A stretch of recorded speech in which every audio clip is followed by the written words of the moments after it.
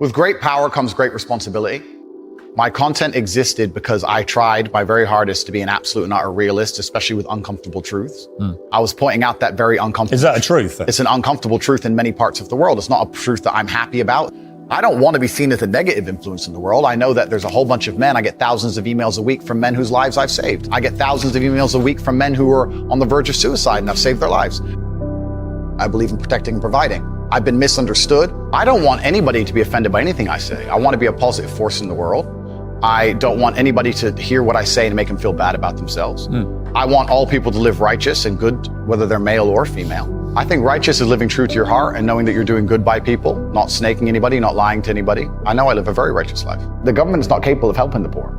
And this is why it's so important as a person, you take personal responsibility and understand you're living in a world where the matrix can be cracked. You can make a bunch of money, but you need to take responsibility and do it. I refuse to accept that there are people out there who cannot become happy, contented individuals. I refuse to accept we live in a world where God has created people who, no matter how hard they work and how good their life becomes, can't be happy. I don't accept that. I accept that the universe is a very giving place and that God loves all of us. And if you try your best and you work hard, you can become a better person. I'm telling the younger generation that if they don't get up and work hard and make sure that they're important, that the world's not going to give a about them. 99% of my content was aimed at men, telling them the truth, saying that as a man, you're born with no inherent value. You have to become important. You have to go through some pain or go through some suffering to make people care about you. Otherwise, you're not going to matter. As a dude, if you walk into the party and you've put no effort into your life, and every man out here knows, and one of the great things about the masculine journey and masculinity is that we've all lived a semi-similar story.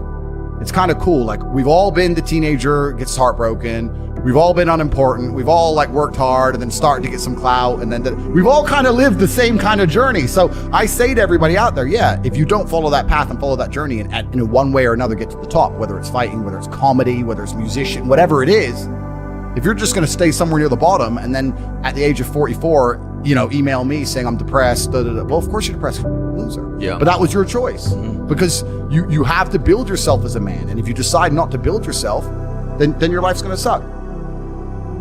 My main message is to resist the slave mind, to understand that every single thing you're being told has an agenda behind it or you wouldn't be told it otherwise.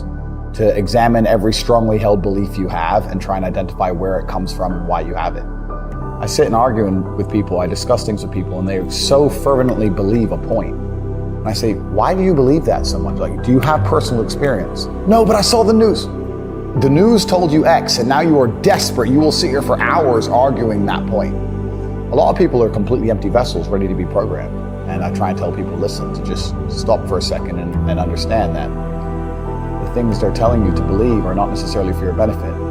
The people who make the rules don't make the rules for the benefit of everybody. They make the rules to the benefit of the people who make the rules of the game. So telling people to resist a slave mind and just be critical thinkers, keep their brain open, pay attention to things, be perspicacious, that's the general theme. And it doesn't matter whether you're left, right, liberal, man, woman, etc. It's just think for yourself. That's the general message. I believe men and women are a beautiful union. I think we're slightly different, but when we work together, we're the most powerful force in the world. And I certainly believe that men and women, when they work together, it's the most beautiful force on the planet. So of course I believe in men and women. Of course I believe in love. Of course I believe in marriage. Of course I believe in family. Okay. I believe in marriage in the traditional sense. I believe a man has a duty to stand up and be a real man. I believe that the problem with the world today that we are facing is that not enough men are sticking to the age-old ways of masculinity.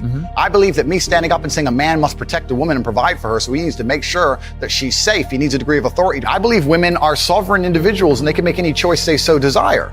I think that it's important that we remember that a man has a duty. I think I certainly in my relationship have a financial responsibility to provide for my woman. My woman would never have to work unless she wanted to because I'm the kind of person who works hard enough. And I'll make another point that needs to be said. The number of women who have stood up and stuck up for me is ignored.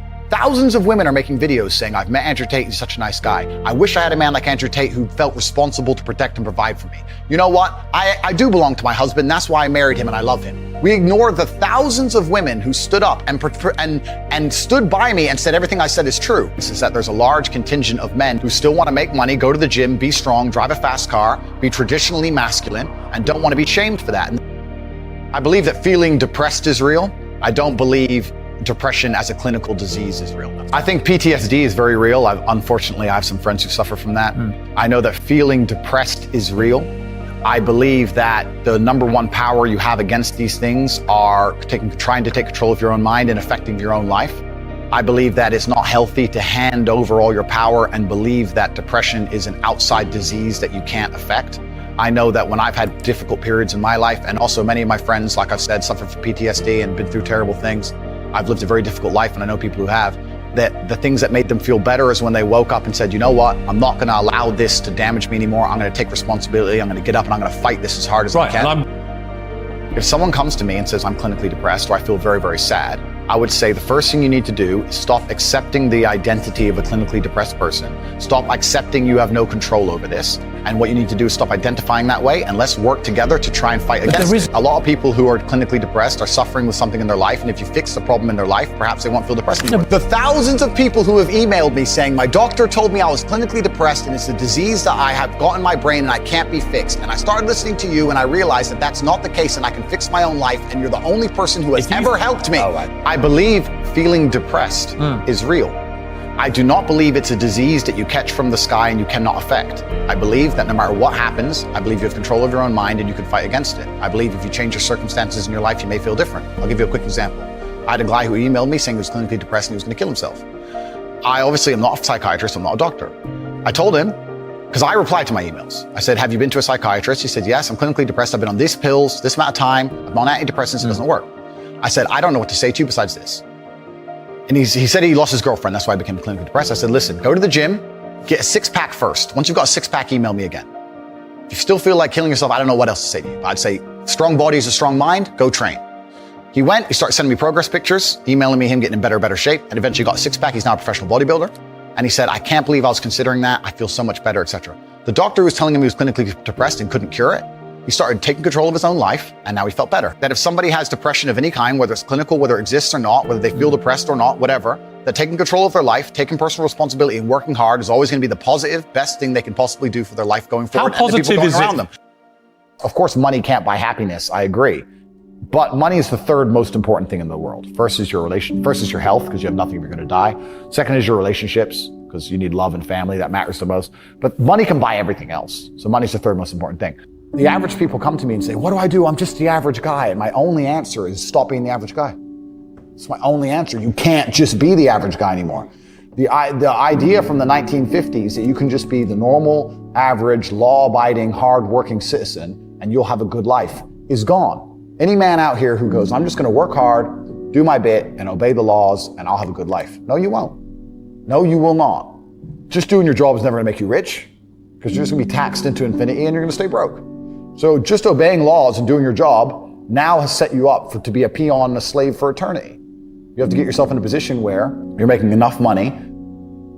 You don't know what to talk about, then you don't understand money. So go learn how money works. Go learn how a bank works. Go sit on YouTube for free. You don't just pay 50 grand in 4 years like a university. Go sit on YouTube and understand money, banking, or the real estate market, any of it. Understand the last housing price crash, why it happened, understand mortgage rates and how that's affected by interest rates. Understand it, and then go sit with someone else who understands it and talk about it. People should, even if they haven't got a penny in the world, should be going to these meetings about real estate, about investing, but especially if it's cheap, they should go. Just meet other people who at least have money. Have conversations about money. Talk about it. How are you going to get what you don't talk about? And yes, the cycle of precipitation, right? So a cloud comes, it rains, it falls down to the ground, it goes under the ground, whatever, goes into a stream, it moves into the stream, goes to the ocean, evaporates again up to a cloud, floats somewhere else, falls down again. It's always moving. That's how money is. People think that money is in these large, stagnant pools hidden in people's bank accounts. That's not really true. Money is constantly moving all the time. And if you can find a way to get in between it and stand in the right place at the right time, you're going to get wet. I think that's the new modern way to view the world. It's an attention economy. It doesn't matter what you do. If you're getting attention, you'll make money. One habit that people need to adopt, and this is a habit I had for a very long time, and I've actually recently cleared it from my brain because I've reached a point where peace of mind is worth more than money. But every single time money is spent, you need to identify how your money was taken from you. And I say taken because money can't be made. Money is taken. Because the only people who can make money are the governments. If you're a government, you can make money. You can print it from thin air or a bank. But if you're a person, you're not making money. You're convincing other people to give it to you. You're taking money from others. So every single time you spend money on anything, you need to identify how it was taken from you. When you go and buy a coffee, don't just go buy the coffee and sit down. Sit and say, why did I buy this coffee? Okay, I really want coffee. Yeah. But then why did I go into this store and not that store? Is it better advertising? Does it have less of a line? Do they have seating? How did they convince me to come in here? How much did this coffee cost? £6. What's the profit margin on that? Probably £5.50, £5.80 probably by the time. The cup probably costs more than the coffee. The coffee is just water. How did they convince me to spend £6 in this place? And when you sit there and analyze and you all start to learn little lessons about business, you'll learn about the importance of the signage. You'll learn about the importance of there being no queue. Yeah. So that if you ever run a business, I say with my business, my people all the time, faster. All the time, quicker. Yeah. Like I have a couple businesses that are physical. I'm like, I don't want to see a line. I don't want it to see empty because it looks bad. So when there's lines, you work fast. When we're down to 1 or 2 people, you take your time, you talk to the customer. Right. You keep it so there's like always one person at the thing. Like manage the line. Like people don't think about this stuff. No one's gonna sit and wait in a long queue. Maybe some idiots will, but people like me won't. We've got to do, right? My time's worth money. I'm not gonna stand and wait in a line. So you have to identify how your money is taken from you. If you start doing that with every single time you spend anything ever, you're gonna start to identify business opportunities and you're gonna sit there and you're gonna have coffee and you're gonna go, you know what? They could have sold cake and they didn't. Could I outcompete this place? Let's imagine I had the money to start a coffee shop right next door. How would I outcompete them? Well, I'd have cake because they don't have cake. Also, most people in here are businessmen. And the guy serving some dude. No, we need a cute waitress. His ass is fired. We need a chick. Put a chick here, put some cake in. Financial Times, some business people in. People don't even think about this stuff. They don't use their brain ever. They don't ever look around and realize how they're spending their money. They don't look around and look at which businesses are successful. They don't look around and pay attention to anything. They don't look at the world and all the things that are happening and how it can benefit them. None of it. They don't look at any of it. They're too busy following the circus. That's why it's clown world. I was walking to college with a couple of my friends and a Ferrari drove past. And I said, bro, you see that? And he goes, yeah, what about it? And I said, doesn't that piss you off? I was about 16. He goes, why? So this dude has 400 G's for a car, 400 grand. I'm walking 4 miles to college because my mom hasn't got any car. He has 400 grand. Do you think he works a job? Do you think he's behind a counter somewhere? He knows something about the world that I don't know. And they were like, well, he's rich. I'm like, yeah, I know. I didn't say he wasn't rich, dummy. I'm saying he knows something about the world I don't know.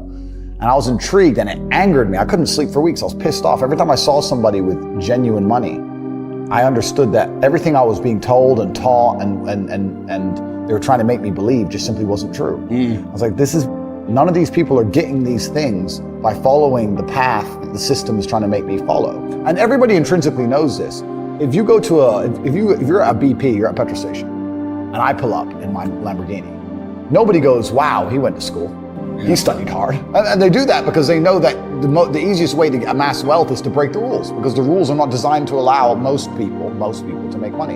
You can make money within the rules, of course you can, but most people don't. Most people who follow the path work, consume, die. That's it. So I always knew the same thing as you, and I knew there had to be another way. I knew that just working for money was a paradigm that wasn't true. And then you understand making your money work for you, and you understand delinking your time from money. You start learning to understand these things, but eventually you build a system and you build an ecosystem like me. I have 60 or 70 people work for me all around the world, and things just happen and money just kind of appears as long as everything's well organized. I mean, in my experience, like imagine if I didn't have all this money and I had to go get a job again, I'd get a sales job because I've always been a salesman. And I think that's a very important life skill to have, to be good at sales and to deal with the stress and have a commission-only environment. But I don't know if they even teach sales in university. Yeah, it's all garbage. They don't teach anything important. They just teach anything. They teach things that are going to keep you inside the slave mind. And they want you to go to school and then go to college and then go to university and get in debt. And you have to be in debt so that now you have to work. And you're working and you're in debt, and then they want you to take on more debt if possible in the form of a mortgage, which a lot of people do, which we can talk about because I know you're the property guy. And then you're in debt now, and once you're in debt, you can't really quit your job, and it's very difficult for you to leave the country.